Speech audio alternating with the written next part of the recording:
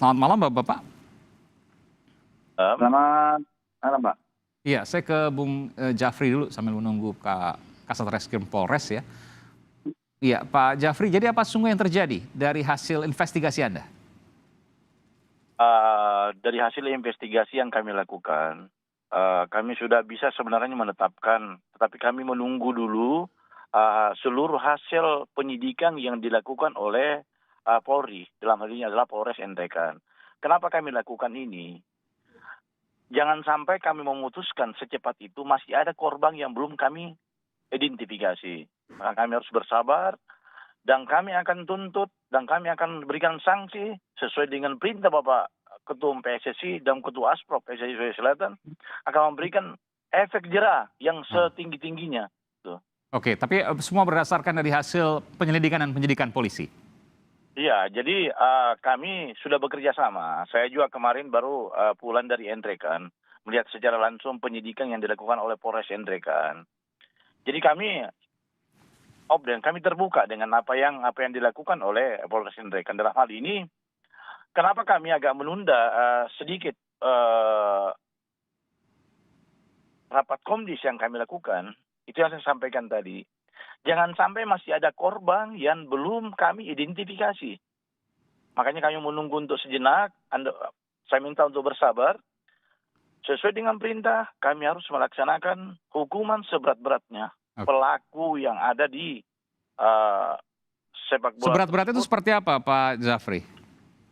Bisa saja pemain tersebut kita hukum seumur hidup. Maksudnya tidak boleh main lagi seumur hidup? Tidak boleh main lagi seumur hidup. Tidak pantas untuk dilakukan seorang pemain dengan metode seperti itu yang dilakukan. Ini banyak terjadi sebenarnya di sepak bola kita. Karena kenapa seperti ini? Banyak daripada pemain-pemain kita menganggap kalau dalam lapangan itu mau main tinju, dikiranya tidak akan ada hukum yang akan mendampakkan dia. Sebenarnya itu sangat keliru sebenarnya. Apapun yang terjadi di dalam negara Republik Indonesia ini, sejengkal pun harus dia bertanggung jawab dengan perundang-undangan yang berlaku. Tidak menutup kemungkinan di sepak bola pun seperti itu.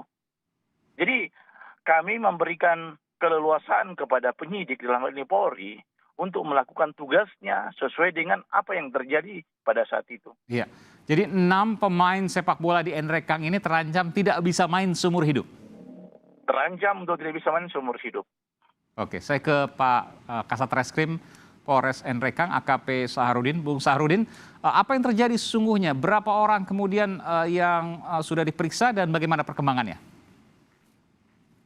Baik Pak, jadi dalam hal perkembangan penyidikan terkait kasus penganiayaan secara bersama-sama terhadap wasit, itu kami sudah memeriksa dari sekian 14 orang. Namun kami tetapkan pertamanya hanya 2 orang. Jadi kami tahan, setelah kami lakukan penyidikan bertambah 4 orang. Dan itu sudah kami lakukan penahanan. Jadi jumlah orang yang kami lakukan penahanan berjumlah 4 orang. Demikian. Oke, apakah sudah ditetapkan tersangka? Mohon maaf tadi saya kurang mendengar jelas. Apakah sudah ada yang ditetapkan tersangka? Jadi dari 6 orang itu kami sudah melakukan gelar perkara. Dari hasil gelar perkara, jadi 6 orang kami sudah tetapkan sebagai tersangka. Oh, 6 namanya sudah ditetapkan tersangka. Seluruhnya pemain bola ya? Ya, semuanya pemain bola. Demikian. Atas kasus apa itu boleh Anda sebutkan mungkin pasalnya dan kemudian ancaman hukumannya? Baik, jadi terkait dengan adanya pertandingan bola, terjadi penganiayaan secara bersama-sama terhadap wasit dan dilakukan oleh pemain. Jadi adapun ancaman hukuman yang dijatuhkan terhadap pemain tersebut adalah 170 subsidiar 351 dengan ancaman hukuman 6 tahun 7 bulan. Demikian. Oke, luar biasa, 6 tahun penjara. Jadi semua tersangka ini ditahan, posisi ditahan saat ini? Ya, untuk saat ini kami sudah menahan 6 orang. Demikian. Oke, dan ancaman hukuman memang di atas 5 tahun, jadi bisa dilakukan penahanan dan sudah ditahan semua 6 orang ini. Kondisi wasit seperti apa, Pak Kasat Reskrim? Kondisi wasit ini masih dalam tahap perawatan terkait ada beberapa luka yang ada di tubuh daripada wasit sehingga masih tahap dalam perawatan. Demikian. Oke. Mengenai motif mungkin yang dilakukan oleh 6 tersangka ini, mungkin sempat dalam pemeriksaan terungkap kenapa kemudian begitu barbar melakukan pengeroyokan secara bersama-sama terhadap wasit? Awalnya terjadi adalah adanya pelatih memprovokasi pemain sehingga mengeluarkan kata-kata kasar terhadap wasit. Sehingga wasit mengeluarkan kartu kuning. Oke. Dengan dikeluarkannya kartu kuning, dengan memberikan kata-kata kasar lagi, sehingga wasit mengeluarkan kartu merah. Sehingga wasit sempat dikejar, sehingga sempat terhenti pertandingan.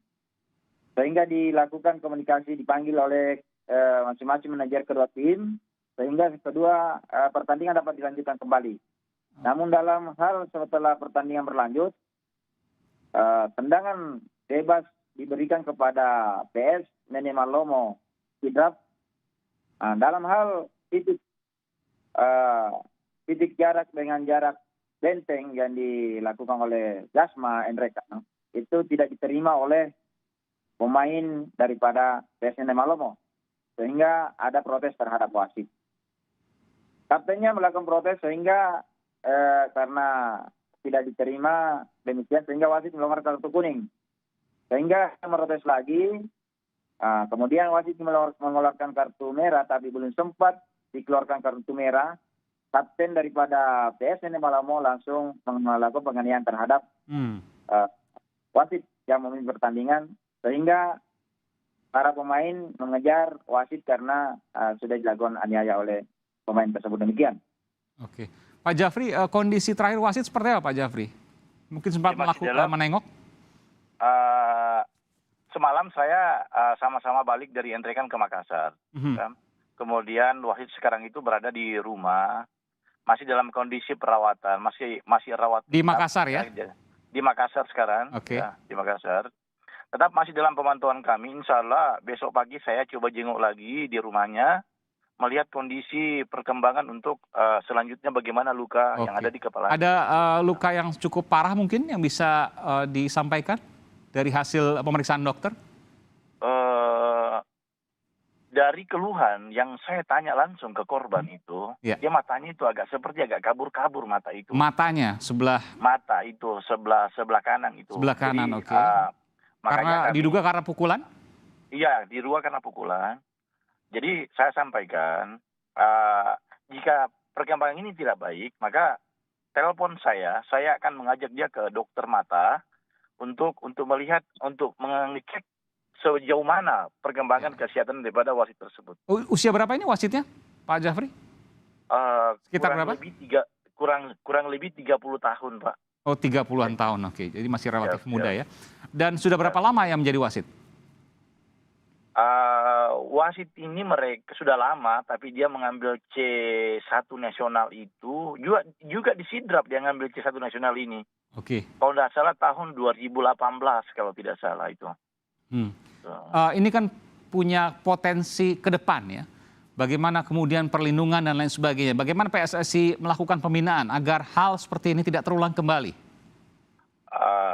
Jelas sekali Pak, saya sudah sampaikan tadi bahwa PSSI tidak pernah mentolerir dalam hal penganiayaan yang dilakukan oleh wasit. Kode disiplin kami sangat jelas menghukum setiap perangkat pertandingan, setiap pemain, setiap klub, dan setiap ofisial jelas di dalam kode etik PSSI tersebut. Kami akan menerapkan nanti dan kami akan berdiskusi dengan komisi disiplin kami.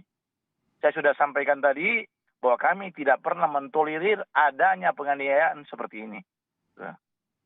Ya, Pak Jafri, ini kan 6 orang tetapkan tersangka karena dugaan penganiayaan secara bersama-sama atau pengeroyokan. Yang dikhawatirkan juga adalah bagaimana kemudian masa pendukung atau supporter yang kemudian mungkin saja membela dari para pemain ini. Bagaimana PSSI melakukan antisipasi ini? Nanti saya akan tanyakan juga ke pihak kepolisian. Kami juga punya bagian hukum untuk hal itu. Komdes kami ada, komite banding juga kami ada. Ya. Tentu kami tetap akan berpatokan dengan koridor-koridor hukum yang ada. Jadi kami berada pada level hukum, kami tidak berada pada kebijakan-kebijakan yang lain. Jadi tegas untuk kemudian menjunjung tinggi hukum, siapapun yang kemudian melanggar akan diproses dan diserahkan ke pihak polisian. Iya, jadi kami perlu sampaikan bahwa kasus kejadian yang ada di Enrekan ini adalah atensi daripada Ketua Umum PSSI dan Sekjen PSSI. Jadi kami dari Aspro PSSI Selatan, kemudian Ketua Aspro PSSI Selatan, mendukung proses hukum yang akan berjalan. Oke. Dari total 6 orang pemain ini kan berarti ditahan saat ini ya, dan kemudian dijadikan tersangka. Artinya klub yang bersangkutan ini otomatis kolaps ya, tidak bisa main lagi karena 6 pemainnya berhenti semua. Untuk hal itu, karena pada saat pertandingan itu kebetulan saya baru datang dari Makassar ke Enrekan di hari Jumat itu. Memang saya melihat secara langsung apa yang terjadi di lapangan itu. Jadi saya bisa berbicara banyak tentang pertandingan itu.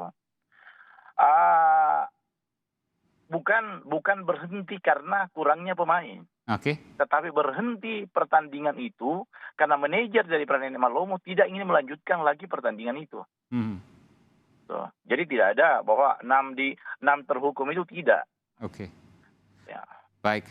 Terakhir ke Pak AKP Saharudin, Kasat Reskrim Polres Enrekang, Sulawesi Selatan.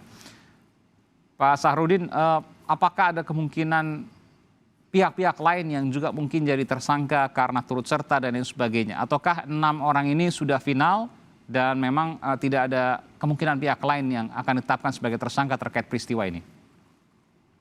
Baik, terkait dari hasil penyelidikan dan penyidikan, untuk selain daripada 6 orang, kita menutup kemungkinan ada tambahan pelaku lain untuk yang kami tingkatkan sebagai tersangka. Demikian. Perannya apa itu? Dugaan perannya apa? Dari hasil penyidikan dan hasil video yang kami lihat, itu salah satu adalah melakukan hanya sama dengan yang kami sudah lakukan penahanan, demikian. Diduga ikut melakukan pengeroyokan juga? Ya. Mengenai pihak-pihak mana, itu tentu nanti akan dilakukan penyelidikan. Tapi lebih dari satu orang, lebih dari satu pihak? Kemungkinan bisa 1 atau 2 orang. 1 sampai 2 orang lagi. Jadi bisa ada kemungkinan tambahan 1 sampai 2 orang lagi, nanti akan dilihat proses penyelidikannya seperti apa. Tapi ia diduga juga melakukan hal yang sama, yakni pemukulan atau penganiayaan secara bersama-sama atau pengeroyokan. Itu yang kemudian akan dilakukan. Iya, betul sekali. Jadi dari hasil penyelidikan dan hasil dari beberapa saksi yang diperiksa dan berdasarkan rekaman yang ada, tidak menutup kemungkinan kami akan bertambahnya tersangka. Demikian. Apakah dugaan itu pemain atau di luar pemain? Patut diduga adalah pemain. Juga kemungkinannya adalah pemain. Nanti kita akan tunggu perkembangannya seperti apa. Tentu ini menjadi sebuah perhatian yang harus kemudian betul-betul menjadi pelajaran agar tidak terulang kembali. Karena 6 pemain dan bahkan bisa bertambah lagi. Tadi disampaikan ada 1 sampai 2 orang pemain lagi yang juga ikut melakukan pemukulan. Dugaannya seperti itu sehingga bisa akan bertambah. Sekarang 6 tersangka ditahan dan terancam hukuman 6 tahun penjara karena melakukan pengeroyokan. Ada kemungkinan tambahan pemain lagi yang kemudian akan ditetapkan sebagai tersangka, tentu melalui penyelidikan atau tidak nanti kita akan tunggu perkembangannya. Tapi ini merupakan hal yang luar biasa karena wasit yang kemudian menjadi korban yang sekarang masih memiliki keterbatasan. Tadi disampaikan oleh Pak Jafri dari PSSI Sulawesi Selatan, matanya itu tidak bisa melihat secara jelas dan mengalami gangguan penglihatan ya sebelah kanan. Nanti kita akan tunggu perkembangan selanjutnya. Terima kasih Pak Jafri dari PSSI Sulawesi Selatan dan juga Kasat Reskrim Polres Enrekang AKP Saharudin. Terima kasih telah memberikan informasi di Sapa Indonesia Malam.